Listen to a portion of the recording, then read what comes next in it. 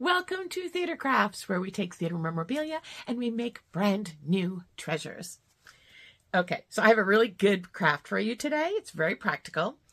You know how you get calendars every year and, the calendars expire, but the images on those calendars are so beautiful that you want to be able to reuse them.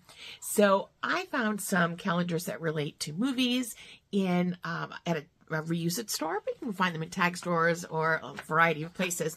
And they have amazing images inside. I mean, look at that. That's gorgeous. But what's really cool is that on the back, and you can see I've already started using these, they have those images so that you can see what the images are when you're purchasing the calendar. These images make great magnets. All right, let me show you. I got a couple of them here. So look at this. This was made with images from the back of that calendar with a magnet. You can put these on your refrigerator. You can put them in your locker, in your workspace to hold up, your to-do lists or whatever you have. So I'm going to show you today how to make these magnets using old calendars. All right, let's get crafting.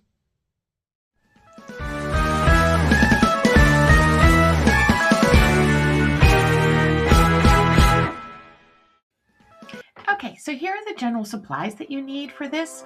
Now I'm using these tumbling tower blocks that you can get at Dollar Tree. You could use any wood blocks, but these are so inexpensive, they work really well.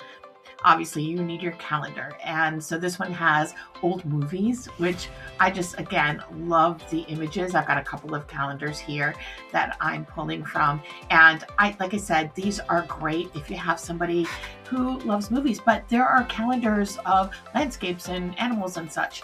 You could use paint if you want to paint those blocks. I've chosen not to, but I'm giving that as an option. I've got magnets here. Magnets are readily available, and these round magnets are really strong, and you're just going to glue them on the back, and they work really well.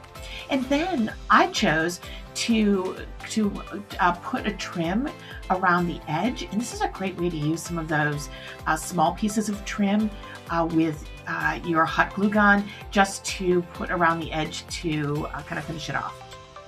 All right, the first step is to take those tumbling blocks. They come in these small blocks, and I'm going to glue 3 of them together. And in this particular package, they have the kind of the light color and the dark brown. I like them. I think they're great.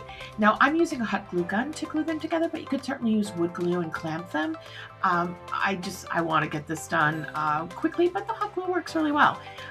But if you want to use the wood glue, that certainly would work as well.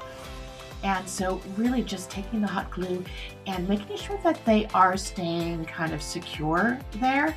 And yeah, that's all it takes. We're gonna let those cool and we'll move on to the next part.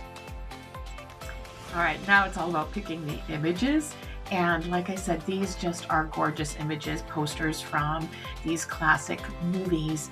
And I'm going to take, just one of them that I'm inspired by and use that. But I've made multiple of these magnets and I just love them. But again, you can use images from whatever calendars you have. They have so many beautiful calendars out there. And I'm going to take Moulin Rouge here, and I'm going to make a magnet with that. Now notice I'm cutting the whole, up to the white. These are going to be bigger than the actual magnets, but don't worry about that. We're going to fix that when we put it together. Okay, and so like I said, the images is larger than the Jenga blocks or the tumbling tower blocks, but we're going to kind of measure it out, and then I'm going to just use a pencil to rough cut it. We'll kind of fussy cut a little bit later, but just kind of make sure that we've got kind of the main part of the image on there. I don't want to cut out Audrey Hepburn, certainly, and you want to have the name of the movie in this case, but whatever it is that you're doing, if you have animals, you want to make sure that you've got the animals in there that that you want. So then literally just going to cut out based on the lines that we just drew. And again, we're going to have to cut a little bit more later, but this is just a chance for us to make it a little bit more to the size of the blocks, the base. All right, we got Audrey in there. We're good.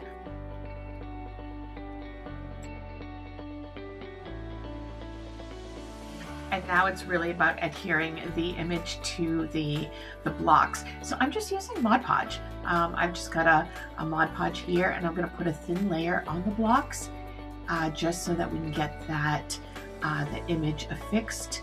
A little sloppy here, but just a thin layer is all you need. Don't put too much because then it will kind of glop underneath it, and you don't want that.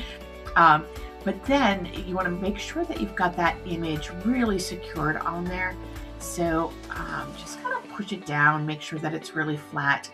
And I'm just kind of making sure that I've got it all completely down. All right, gonna let that cool, and then we're gonna move on to the next part. All right, so that is pretty dry. So see, we've got an edge here that just is not lining up. So I'm just taking my little smaller scissors and just kind of cutting it right flush with the edge. Otherwise, it looks pretty good. So it's just to make sure that it's not hanging over. And now we're going to add another just thin layer of Mod Podge on the top of it, just to protect it.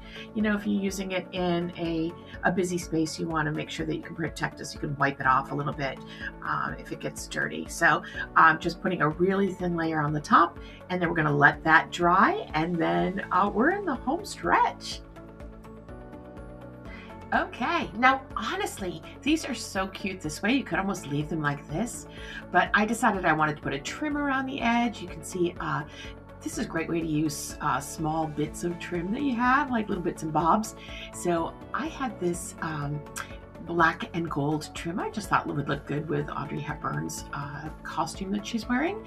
So literally just gluing it right around the edge, and I decided to start at the bottom just to kind of make it a little bit out of the way.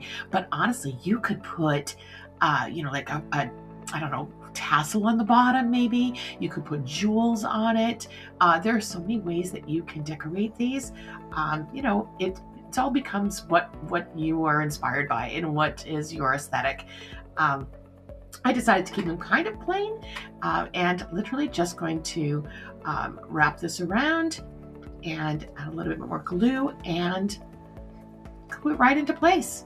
And then that's it. Now, like I said, you could have painted these and that would have been fine too. I love that. And just at the end here, just adding some hot glue onto the magnet, putting that magnet on the back, and then you're done. How easy is that? I hope you enjoyed this theater craft, and I hope you give it a try. Let me know which one you like the best in the comments below. All right? Thank you for joining me for this week's theater craft. I'll see you next week. Have a great week, everyone. Bye.